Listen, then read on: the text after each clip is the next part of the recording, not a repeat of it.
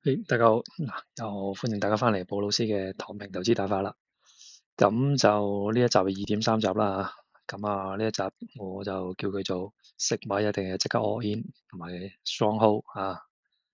咁開始之前咧就戴翻個頭盔啊，投資係息不風險啊，大家自行衡量啊，本人意見不得構成任何投資建議啦。咁就點解叫大家 all in 咧？咁梗係有理由㗎啦嚇。咁我哋都係攞 data 嚟説話啦。咁由 data 見啦。嗱，咁咧 before all in 之前咧，就仲有兩樣嘢要講嘅，就係大家成日買股票都諗究竟高位買啊？究竟而家係咪高位啊？我聽日好似低位喎，咁買好似爽啲喎，賺多啲喎。嗱，咁呢幅圖同大家探討下。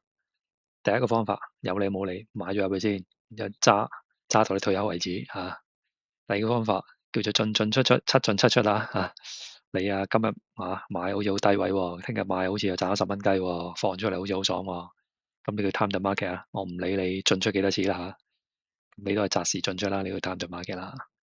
咁當然有好多達人就研究過啦嚇。咁就睇呢幅圖啦。嗱，有個投資者 A 佢有上帝之眼嘅嚇，睇晒嘅 perfect timing 嘅，每次都係買喺最低位嘅，就買喺最高位。咁佢係賺到17萬啊。咁呢度係講到20年嘅嚇。我個 channel 講30年，佢係講20年嘅。咁第二個投資者有理冇理，一炮過惡演咗佢啦，然後就 strong hold 喺度乜都唔理嘅。咁佢20年之後咧就16萬。咁你見到其實佢同有上帝視角嘅人咧，其實個 portfolio 唔會相差太遠，佢係第二名嚟噶咯喎。咁第三個投資者啦佢 bad timing 啦嚇。佢每個月都想買到最低位，點知係每個月都買到最高位。咁佢係得14萬啫。咁阿 D 啦，阿 D 仲傻豬攞揸住啲 cash 喺度坐咁佢當然就試到入獄啦咁你會見到嗱，你開唔開到上帝之眼做投資者 A 咧？我相信你聽到我 channel 嘅朋友，你應該都做唔到噶啦。咁咧，如果你做唔到 A，咁你哋又點解會想做投資者 C 咧？因為大家都喺度諗緊不如我進進出出，我今日好似低位喎，咁聽日放我又賺10蚊雞喎，好似好爽喎。咁呢幅圖就話俾你知咧，咁樣做咧，你真係90%都輸噶啦。你見到你不如好似阿 B 咁樣，直接一炮過擺喺度等20年啦，仲爽你20年之內喺度進進出出做阿 C 咧，咁傻豬嚟嘅當然啦，你做阿 D 咧更加蠢嘅咁呢幅圖係話輕鬆話俾大家聽你要做投資者 B，咁最簡單嘅方法買入同埋就 strong hold 到退休，呢個就係最佳嘅答案嚟㗎啦。即係貨咧一般投資者除非你想做韭菜啦，咁我唔阻止你做 C 同 D 嘅你阿巴菲特就可以做 A 嘅不過我覺得你就應該唔係嘅。好啦，咁頭先其中一個角度去睇啦，咁另外一個角度去睇呢個 time to market 即係進進出出咁呢幅圖，咁呢個研究咧，咁BlackRock 啦即係黑石基金我唔知大家知唔知都係全球數一數二嘅最大資產規模嘅基金嚟㗎啦。咁佢假設投資者抌1萬蚊落去投資呢個 S&P 500指數，即係標準普爾咁20年之後邊個賺得最多？咁呢個咧第一條啦1萬蚊變7萬蚊，即係7倍回報咧，叫做 stay invested 即係頭先上面嗰幅圖嘅 B 嚟嘅即係佢唔諗啦，唔理佢高位定低位抌入去 strong hold 到20年之後咧，佢就賺7倍你計翻個 return 大概有每年10% 回報嘅，平均除翻開。咁如果你係做阿 C 揀進進出出咧，咁你有幾個唔同嘅情況第一個情況，你錯過咗20年嚟最好回報嗰5日咧，你個回報得翻3，你回報已經係比人少咗35%如果你係傻豬咧你唔該做咗呢個miss 咗最好回報嘅25日咧，你回報率係慘跌77%即係你當初投資1萬蚊，你20年之後都係得萬六蚊啫喎。咁你投資嚟做咩咧咁呢個係一個活生生嘅例子啦，就講俾大家聽，大家做阿 B 就得噶啦stay in the market 喺度等就得噶啦。咁呢個另一個 JP Morgan 嘅研究啦中文好似係咪叫咩摩根大通咁佢都係用 S&P 500做20年啦你見到個 data 都差唔多嘅。嗱，我 fully invest 啦，即係抌晒啲錢落去啦，抌晒嗰1萬蚊落去，你見到 annualized return 每年回報係10%咁你下面咧就係你錯過咗最佳個10日至到最佳個60日如果你錯過最佳60日個回報你甚至會倒蝕嘅喎好得人驚㗎咁呢個就係同你講啦，進出嘅後果有幾咁嚴重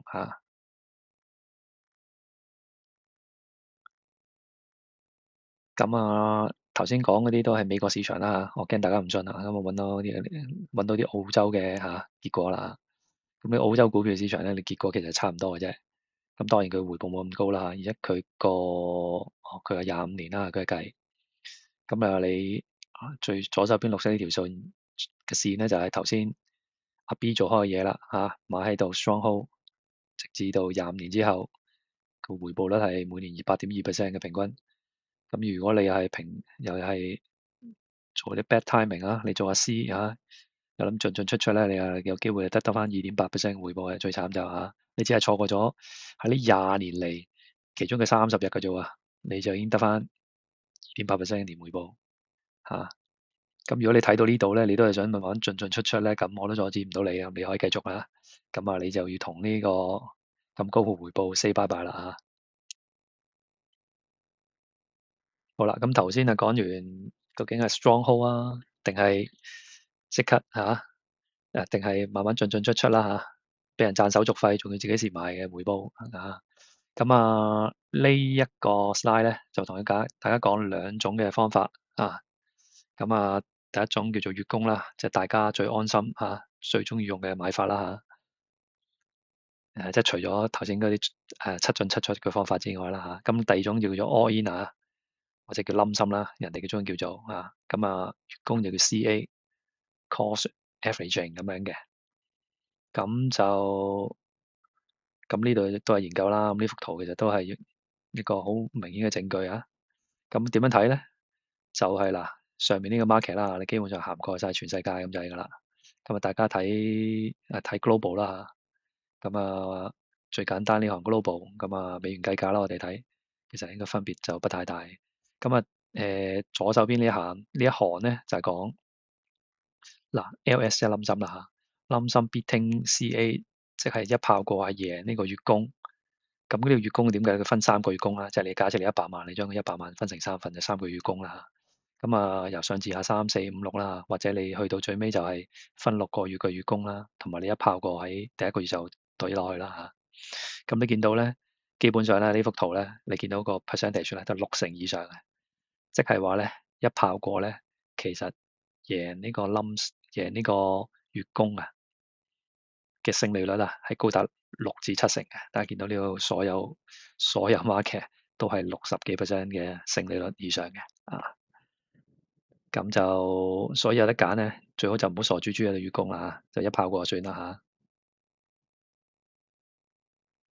咁我哋又攞翻我哋 portfolio 嚟計一計咯咁又係之前個網站，咁就咁佢呢個網站幾好嘅特登我貼咗下面呢幅圖，呢幅圖就係講佢有個勝利率啦，即係假設你將嗰筆100萬分開3個月，但係你呢個 LS win rate 即係冧心一炮過嘅贏率咧，贏嘅機會率都係有60幾%。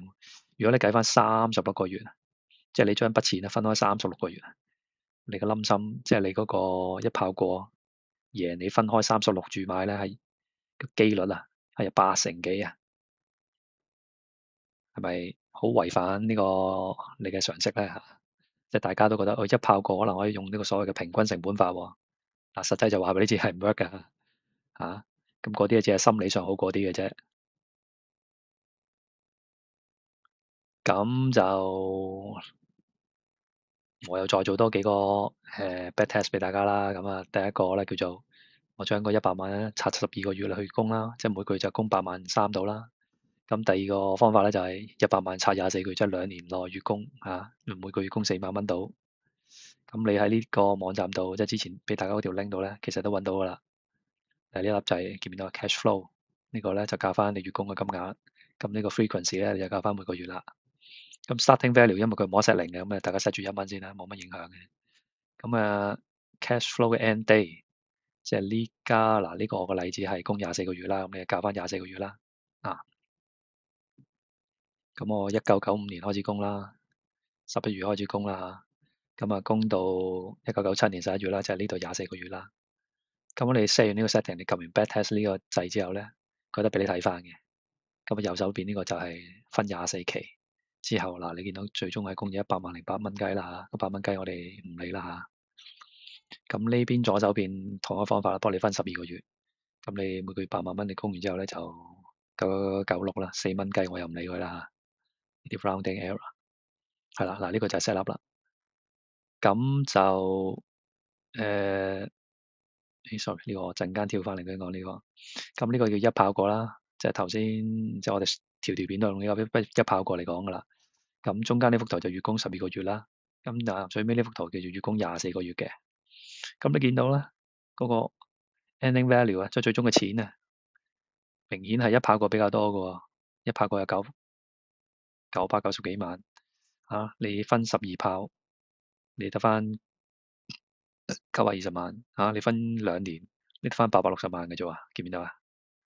個勝率咧係低咗嘅，sorry，嗰個回報率係低咗嘅喎嚇。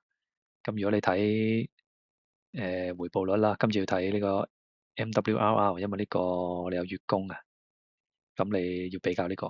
咁如果你一炮過嘅話咧，其實你見到 CAGR 同 MWRR 係一樣嘅嚇。咁咧因為呢個有月供成分，你睇呢個 MWRR 咧，因為佢考慮咗時間價值喺入邊嘅嚇。咁你見到一炮過7.9，你月供係得翻7.8同7.7，明顯係輸嘅嚇。咁點解咧？其實咧，你睇呢幅圖就睇到啦。因為咧呢幅圖咧就係講緊啦，1920幾年嘅股市啦，美國股市啦嚇。其實佢由1蚊雞開始成長啦，成長到去最尾2020年啦，即係1蚊變萬五。哇！呢個唔係喎，呢個係千幾萬嚇。sorry， 1000蚊變千幾萬。咁你見到佢股市長期係向上嘅，即係譬如話1929年啦，打完第一次世界大戰啦嚇，由高位跌落嚟，跟住佢之後就會升翻喎，再打完二次世界大戰，佢又係跌㗎，但係你最終係會不斷緩緩係咁升㗎嘛。咁呢個就係點解你買嘢點解一定要 all in 嘅原因啦，就因為你今日嘅高位其實等於明日嘅低位嚇。即係當年舉個大家都耳熟能詳嘅例子啦。當年08年金融風暴呢個高位跌落嚟其實佢好快 recover 到㗎咯喎，呢度佢又上再不斷上㗎咯。咁當年2019年嘅 Covid 都係同一個道理嚟啫嘛。又話唔知蝕幾多 percent，又話跌唔知跌20-30%，但係你最終其實佢都係升翻上去㗎嘛。咁因為股市長期向上呢個特質嚟㗎嘛，你每次所謂嘅創新低以後就會變新高㗎啦嘛。咁你如果將你啲錢分住買，咁你咪即係喺佢高位度買咯。一炮過你就有機會買晒喎，但係你分開你就一定係買到佢高位，因為股市不斷長期向上咁道理就係咁樣嘅。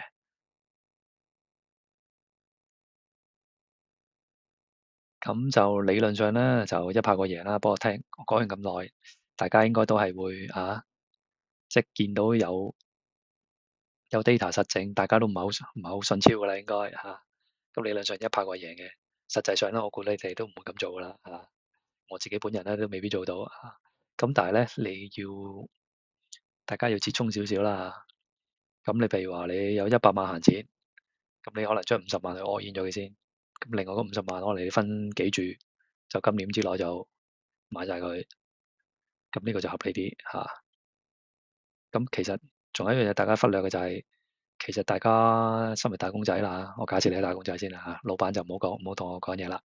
咁你會每個月出糧㗎嘛，咁你每個月出糧再月供㗎嘛。咁呢個方法係結合咗 all in 同埋月供，咁你就冇咁驚啦而且啲打工仔可能我叫你拎100萬、拎10萬、50萬出嚟，你都未必有啦。咁你可能都係每個月供啦。但係你要記住，你呢個做法咧係會降低回報率嘅啊，因為你月供咧只會越供越貴嘅啫啊。咁就嗱個理論就係咁啦。咁啊，sorry，我要褪一褪去講翻呢一嚿嘢啦。咁就嗱，呢個咧呢幅圖咧，上面呢個 drawdown 即係跌幅啦。咁啊，右手邊呢個叫一炮過啦，即係我哋一直講開嘅80% VT 同埋20% VGIT 嘅成個 portfolio 啦。咁你擺喺度，即係你喺1995年買咗100萬之後，你擺喺度咧，100萬就變成990萬嘅啦嚇。咁但係中間咧，其實你都經過呢啲跌幅喺度嘅嚇。咁呢啲可能大家都耳熟能詳啦嚇。嚟2000年左右嘅科網股爆破跌25%，沙士34%，其實最勁應該係08年金融海嘯雷曼嗰次啊，跌46%，係 sorry。咁大家係要有啲心理準備，就係你係有機會蝕咁多啊。但當然呢個一炮過啦嚇。咁但係如果你係用我頭先講嘅方法啦，可能你先抌50萬，跟住後尾再每個月再咁加咧，你嘅跌幅可能冇咁大嘅嚇。因為你假設你今日買50萬，佢跌咗啦，你就即刻遇到金融海嘯啦嚇。咁你都係跌咗個25萬，跌咗個50萬啫。sorry，跌咗個50萬嘅其中嘅廿幾萬啫。咁你每個月再月供噶嘛？我假住你每個月都供5000蚊啦，你供30年都唔止呢個數啦啊。所以大家不必過分擔心嘅啊。即就算你一炮過都唔擔心啊，何況你背後仲有月供噶嘛啊。即係你唔會今日買完，你以後都唔會再買噶嘛啊。除非你好有錢啦，你嗰一炮就唔係100萬啦嚇，你有1000萬啦。嗱，咁呢幅圖就會，因為你歷史都不斷重演嘅，經濟係一個循環嚟噶嘛，即係呢啲咁嘅升升跌跌一定會不斷發生嘅。咁但係我同你講，其實好安全嘅，因為股市係長期向上嘅，你只要守得住就得噶啦。最緊要就係唔好理呢啲雜音嚟嘅啫嚇。咁就講完啦嗱，呢一集係好多違反人性嘅資訊啦。即係我講完咧，好似好簡單啦，不過未必大家做到啊。咁但係都要 take action 先，即係起碼買咗先。即係大家做唔到 all in 都唔緊要啊，但係你起碼唔好進出個市場，因為市場長期向上嘅嚇。你一出咧，你有機會蝕咗個升幅嘅嚇。我哋係長線投資，我哋唔係短線投資啊。即係短線投資，你有機會，即係你可以覺得你可以進出都不斷贏到錢，咁你犀利啦嚇。咁就今日到呢度先啦。咁啊，下集再見啦，拜拜。